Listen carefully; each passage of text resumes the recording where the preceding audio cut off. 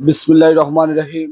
আসসালামু আলাইকুম সবাইকে। আজকে লাল গোলাপ ক্লাবের পক্ষ থেকে আপনারা দেশ বিদেশ থেকে যারা আজকের এই লাইভটা দেখবা, আপনারা সবাইকে বাটেরা লাল গোলাপের পক্ষ থেকে আপনাদেরকে ধন্যবাদ জানাই। আসলে আজকে আমি ছোটরার কাছে আমি প্রথমে দুঃখ প্রকাশ করছি। আজকে আমাদের বাটেরার রাবার বাগানের ত্রিবার্ষিক নির্বাচন থাকার কারণে তোমাদেরকে জোরক্ত ফুটবল দেওয়ার কথা ছিল, তাই আমি এখন সন্ধ্যার সময় ফুটবল দিতেছি।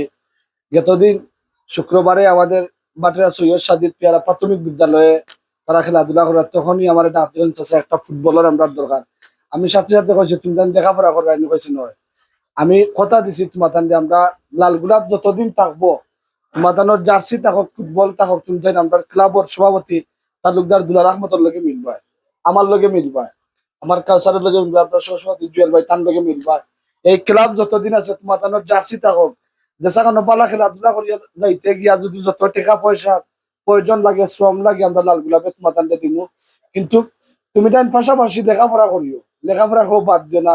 আর আমি দেশ বিদেশ থাকি যারা আজকের লাইভটা দেখবা, এই ছোটদারকে আজকে বল দিয়ে আপনাদেরকে একটি উৎসাহিত দিতে চাই। আসলে এরা হচ্ছে আগামীর আমাদের প্রজন্ম, এরাই আমি চাই কুলোরার মাঝে খেলাধুলার মাধ্যমে যেন একটি নেতৃত্ব দিতে পারে। এই আশাবাদ রাখি আমি আমার বক্তব্য এখানে শেষ করছি। আবারও সবাইকে বাটেরা লাল গোলাপ ক্লাবের পক্ষ থেকে ধন্যবাদ জানিয়ে আমি আমার বক্তব্য এখানে শেষ। আসসালামু আলাইকুম।